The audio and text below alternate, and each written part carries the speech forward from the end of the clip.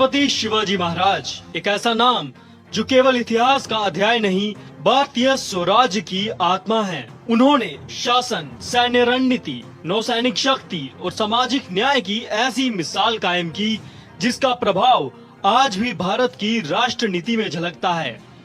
छत्रपति शिवाजी महाराज का जन्म 19 फरवरी 1630 को पुणे के शिवनेरी किले में हुआ। उनकी माता जीजाबाई ने बचपन से ही उनमें स्वराज्य और धर्म के प्रति आदर का भाव विकसित किया। ब्रिटिश काल के राष्ट्रवादी इतिहासकार, लेखक एवं समाज सुधारक महागोविंद रानाडे छत्रपति शिवाजी महाराज को एक असाधारण शासक मानते थे। उनका मानना था छत्रपति शिवाजी महाराज की असाधारण क्षमताओं के कारण ही मराठा सत्ता में आए। उन्होंने मराठा को एकजुट करके अलगाववादी प्रवृत्तियों पर काबू पाया और स्वराज्य के लिए लड़ने के लिए प्रेरित किया। इसी वजह से मराठा साम्राज्य लोगों के दिलों की गहराई में बसा हुआ था और प्रतिकूलताओं के बावजूद जीवित रहा।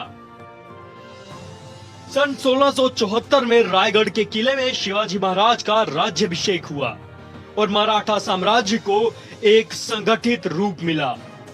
उन्होंने प्रशासन को सुचारू रूप से चलाने के लिए अष्टप्रधान मंडल यानी 8 मंत्रियों की परिषद का गठन किया, जिसमें मंत्रीगण स्वतंत्र रूप से कार्य कर सकते थे। उनकी कर व्यवस्था पारदर्शी थी और न्याय प्रणाली जनहित पर आधारित। इतिहासकार शिवाजी महाराज को केवल एक योद्धा ही नहीं बल्कि सामाजिक न्याय के संवाहक के रूप में भी देखते हैं। उन्होंने महिलाओं की सुरक्षा और सम्मान को सर्वोच्च प्राथमिकता दी। युद्ध के दौरान किसी भी महिला को क्षति पहुंचाने पर कड़ी सजा का प्रावधान था। इतिहासकार एम.जी. रानाडे छत्रपति शिवाजी महाराज को भारत के महान शासकों में से एक बताते हैं। उन्होंने अपने लेखों में लिखा, छत्रपति शिवाजी महाराज अपने समय में महान प्रशासनिक संस्थाओं के निर्माता थे। शिवाजी की प्रशासनिक संस्थाओं का विशिष्ट अध्ययन इसलिए आवश्यक है क्योंकि इसमें विचारों की मौलिकता और व्यापकता मिलती है।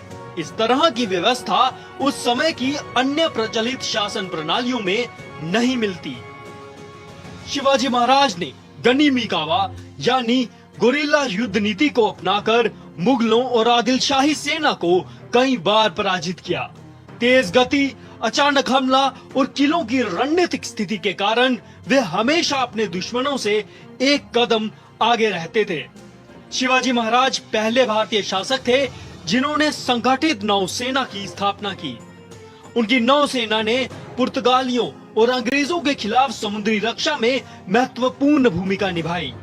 उनकी रणनीतियां आज भी भारतीय नौसेना के लिए प्रेरणादायक हैं।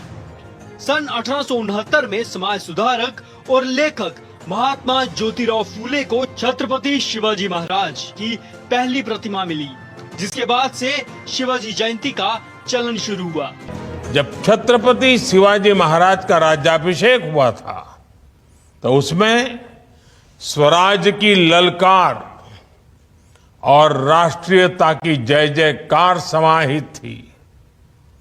उन्होंने हमेशा भारत की एकता और अखंडता को सर्वोपरि रखा था। आज एक भारत श्रेष्ठ भारत के विजन में छत्रपति शिवाजी महाराज के विचारों का ही प्रतिबिंब देखा जा सकता है।